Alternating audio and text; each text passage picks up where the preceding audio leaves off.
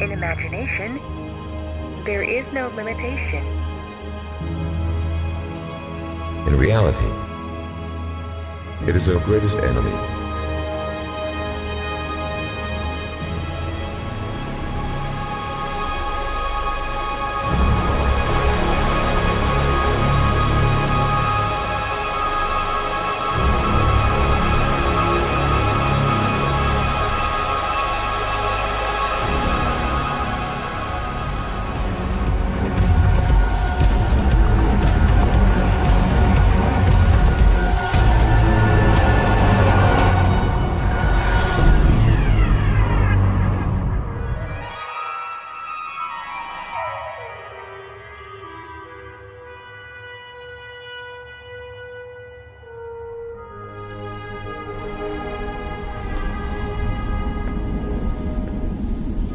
Seekers in search of a question. Shapers creating a dream. Explorers who believed a universe was too small.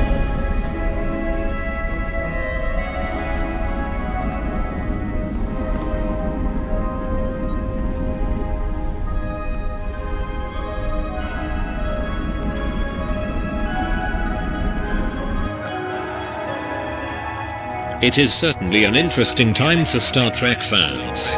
On one hand, we have long-awaited new official Star Trek series, which is again a prequel, and looks and tells much darker stories than what one would expect.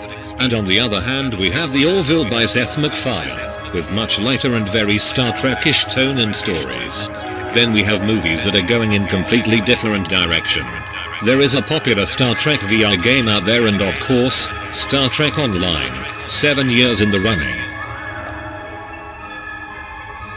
Welcome to Season 14 of Star Trek Online, titled Emergence. What you see is exactly how much I got from new season. Namely, a scant and kilt uniform, along with some upgrades to functionality of demo launcher program. So far, because of some bug, I cannot play new featured episode, enter new fleet holding, or play new PvE missions. Half of my tunes are stuck on places they were before season patch. Can't even log in with those tunes when I tried game crashes to desktop. Needless to say, my bug reports fell on deaf ears, along with similar reports from many others.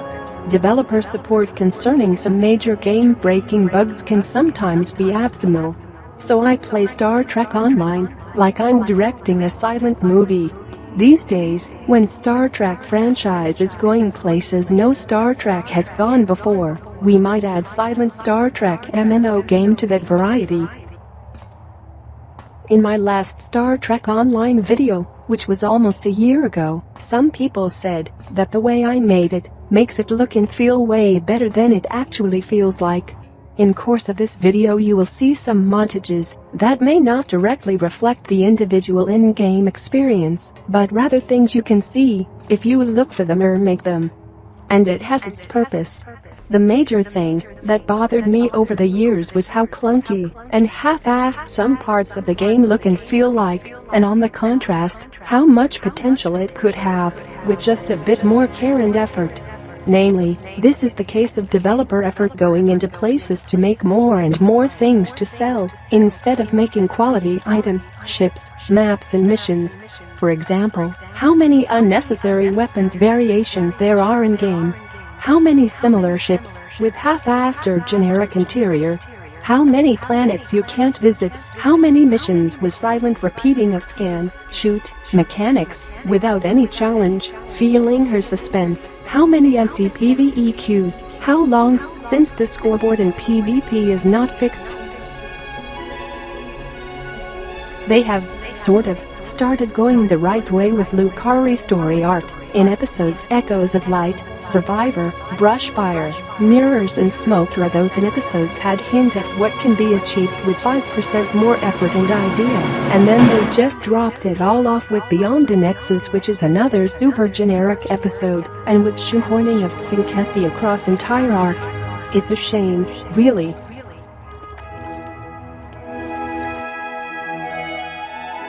In this review, I will try to cover stuff I find important in this game. I cannot possibly cover every aspect of it. This game is in peculiar state, experience, and enjoyment is completely individual and subjective at this point, especially if you are relatively new to Star Trek Online. But there are some facts that still may give some objectivity here. According to Steam charts, average number of players after new season update is around 1,800 players, with peak at around 2,400 players. Those are more or less standard numbers for Star Trek Online, with few larger peaks on Steam over the years, namely when Legacy of Romulus and Delta Rising were released. When Legacy of Romulus was released, peak player number on Steam was over 7,000. Fun fact is that back then, peak number of players logged into OPVP channel was around 2,000. Now, peak number is around 50, with maybe 30 playing. Correlations be damned. Coming shortly after this review, I will release an extended longer version of this review with some PvE and PvP gameplay extras and highlights, but let's first start this one.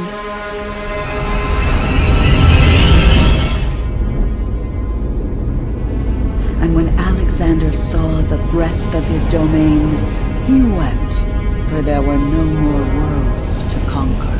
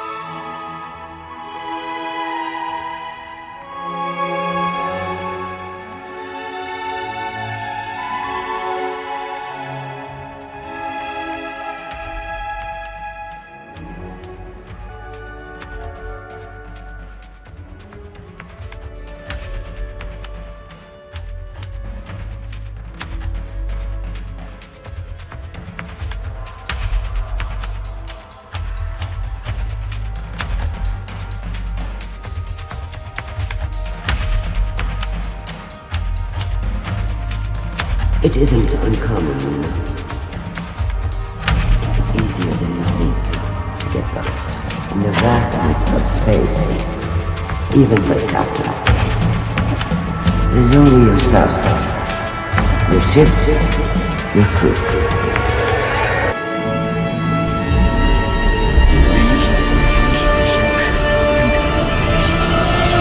We're undergoing mission to explore strange new worlds, to seek out new life forms and new civilizations, to boldly go where no one has.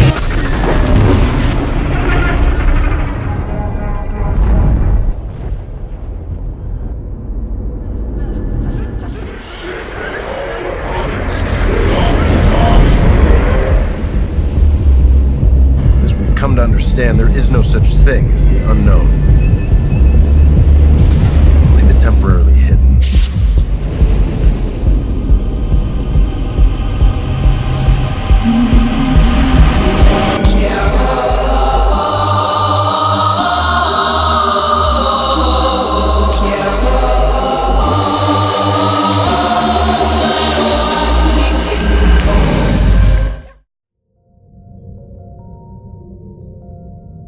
So, here it is, probably the first review of a game after 5.5 years of playing, and 7 years after its release.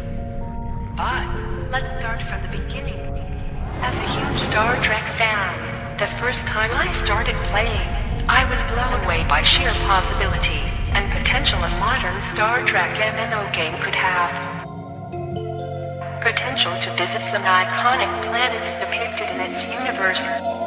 Vulcan, Andoria, Major, Cardassia, Konos, to explore those planets' secrets, architecture, society, people.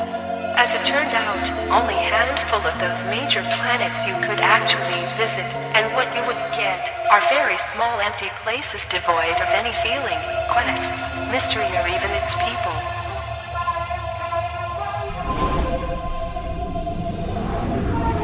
We got some of that before exploration was deleted from the game. It was a bunch of randomly generated planets with fetch and scan or shoot and scan missions, but the game wasn't poor with them. At the very least, you could wander off into the stars and find something to do. I was super excited while I was leveling up my first character when I got promoted and got to choose between Intrepid, Galaxy, or Defiant class starship. It was a seemingly impossible choice at the time. I wanted to try them all. I was looking at the stats of all 3 ships for what seemed like hours, while thinking what would be a better choice. It turned out that choice was entirely inconsequential. I chose the Defiant and was immediately disappointed to the point of quitting the game. Defiant was merely an empty hull of its depiction in the series.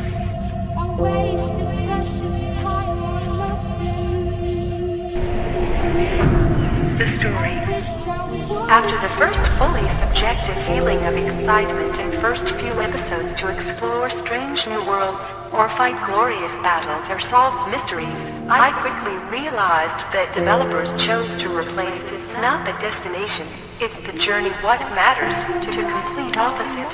Every next episode seemed just like a means to get new gear, and only thing that hooks you into playing more is the possibility to get more, better, faster gear and better rewards. Classical RPG progression mechanics, with one crucial exception. There is no end game and the story is all over the place.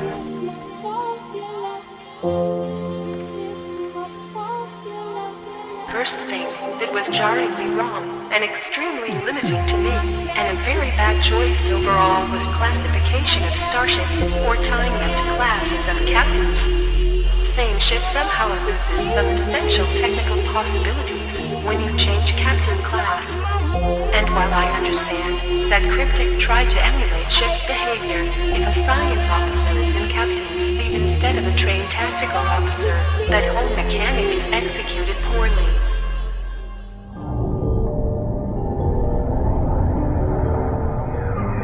While game mechanics seemingly got more complicated over the years, they have stayed the same. You got shields, hull, weapons, and engines, or its ground combat equivalent. Everything is about those 4 stats. Every skill you choose, every console, specialization, class, ability, trait, or weapon is used only to boost those stats.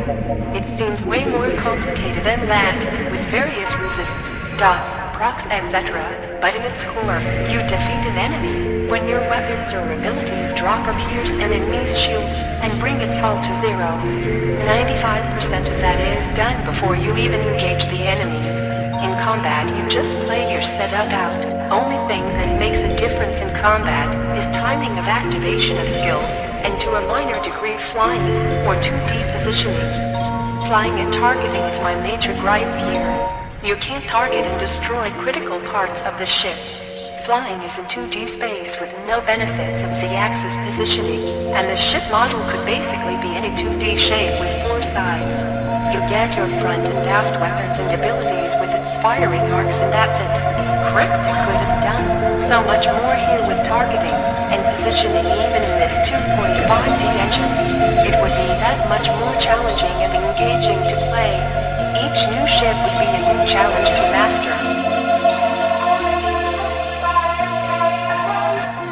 Besides, it's the obvious wrong decision and limitation to standardize weapon placement and numbers on various different starships. Other big bad choice was to stray away from logic as far as possible.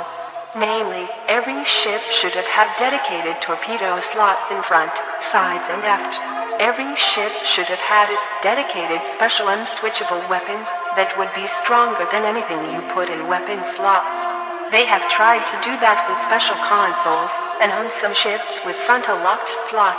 Problem is that none of those special weapons was stronger in combat than what you could otherwise put on the ship. Defiance quad cannons or various lances are easiest examples. Player versus environment. When I started playing, you could get warp space and ground gear by playing 6 missions.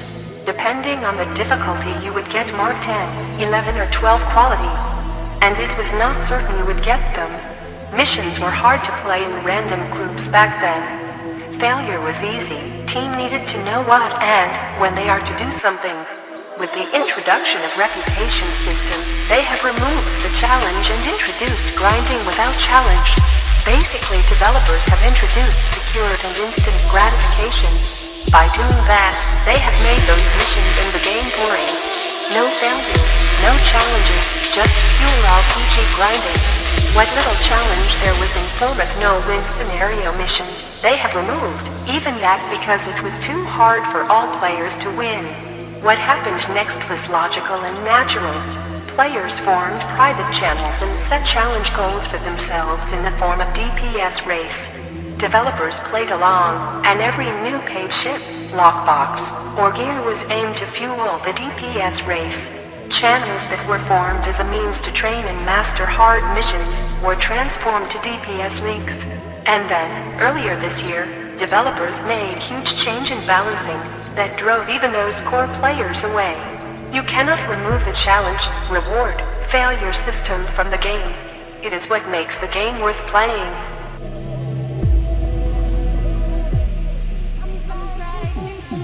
A sore spot for dedicated PvP players, PvE players and developers alike. Over the years it transformed from relatively large and active player base to basically a handful of diehards still wanting to give it a shot and hope of some change that never came. Only part of the game that had constant challenge for various players has become less and less skill and more exploiting the gear and traits made for PvE against the NPC enemies with huge health and shield stats. PvP community couldn't keep up with grinding needed to have or test new gear. New players were so overwhelmed with every shit thrown at them in few seconds, so it was a definite end of PvP.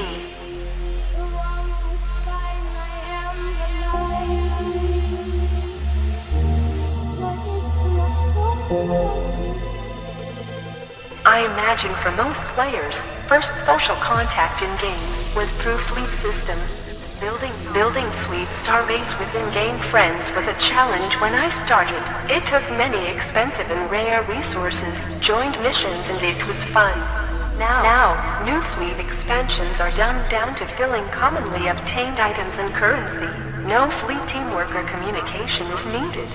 They will try to change that in new season, but I will reserve any judgment on that when I see it.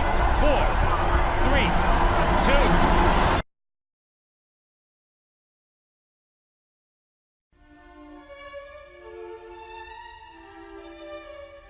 It is ungrateful these days to try and qualify something as art, or to quantify and define the art itself.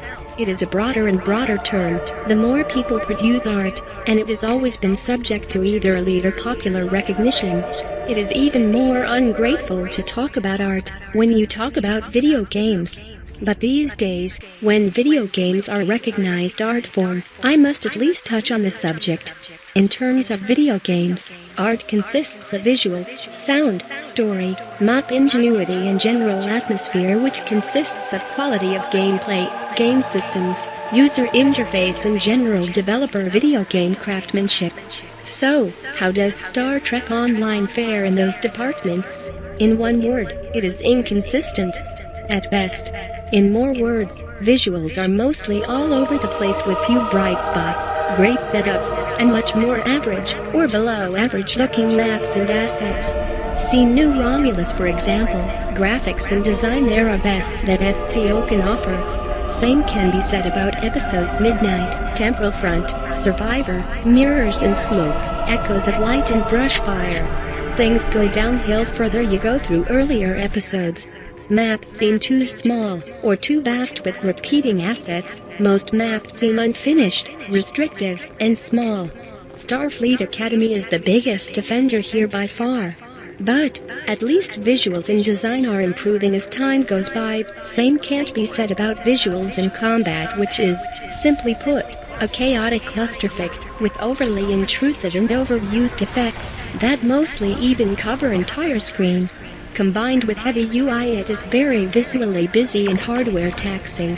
In places where graphics shined, art design shines as well, but assets suffer because of engine limitations and low effort. Sometimes art design and story decisions go completely off rails. Prime example of it are Voth Battle Zone and Tsinketi. I only can politely call Tsinketi design wrong. Mixing them in Lucari story arc is almost the same mistake. Lucari story arc could have been so much more. Following them into first steps into unknown space, what Star Trek Online should have been from the very start.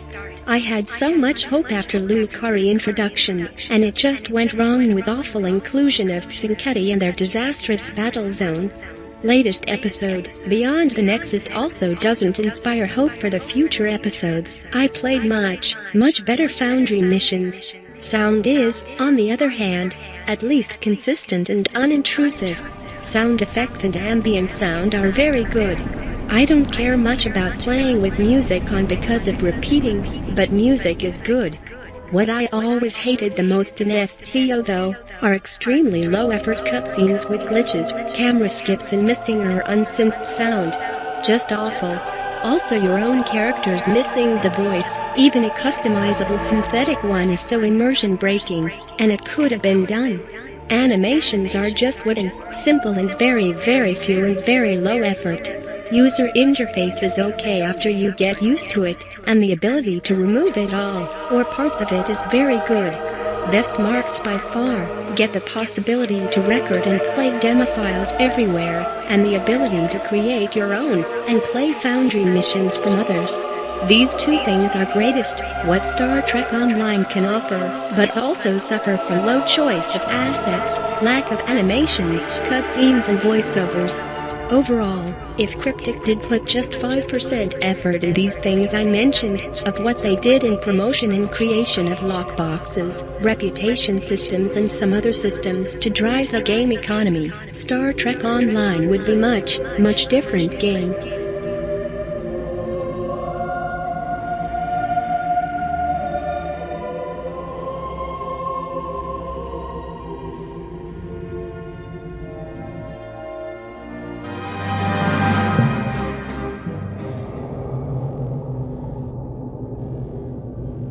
The verdict. I could go for hours on this and that, and I have skipped covering many aspects of the game because of time limitations, but my enjoyment of the game has been ranging from sheer excitement in certain moments to quitting rage in others. It is all subjective in the end. One thing is for certain, if you are not a Star Trek fan, your tolerance threshold might be different than mine. And if you are a die-hard Star Trek fan, you might find some things ranging from frustrating to infuriating. It is all subjective except wasted potential. It hurts the most here even with often mentioned engine limitations.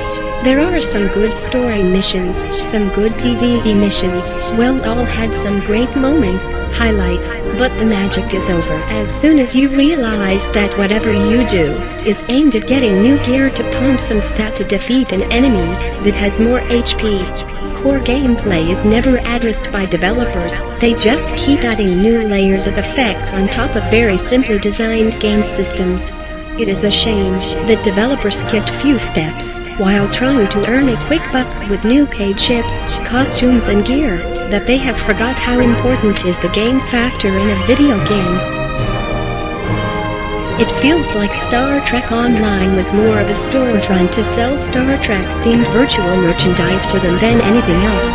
And they have really crammed everything Star Trek related in the game, and created paradoxical situations, where ships and weapons in new lock boxes are always more powerful, regardless of canon, time period or in-game logic.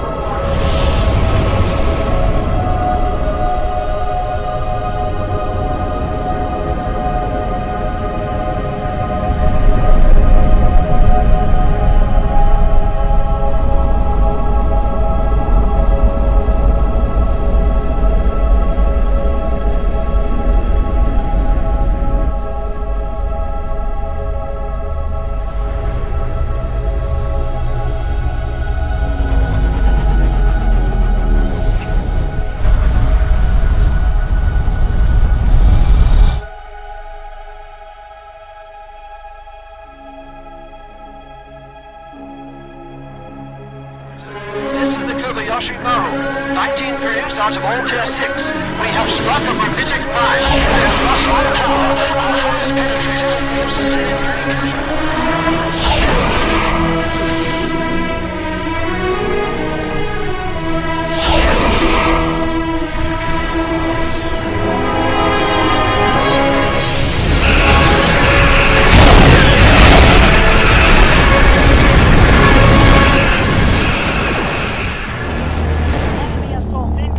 survive the onslaught.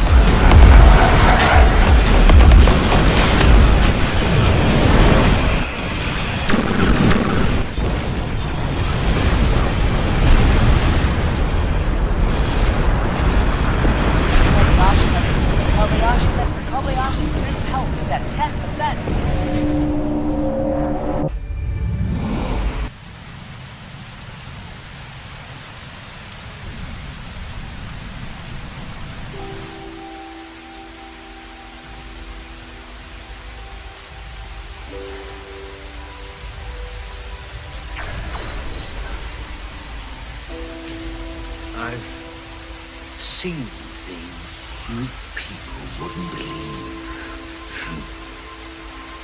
Attack ships on fire off Shimwari. I watched seas glittering down in tears of gate.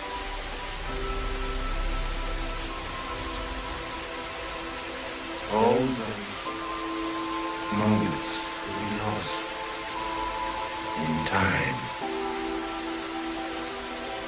like tears.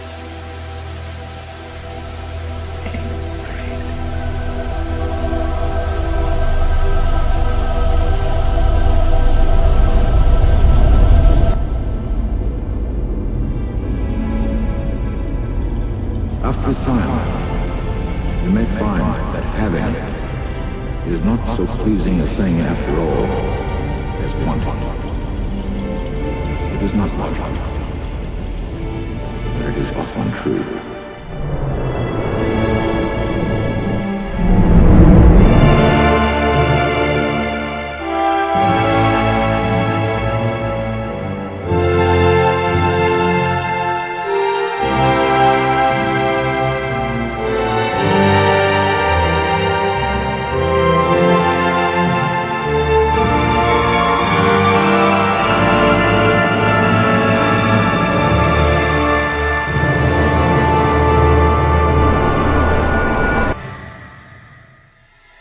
In next episode.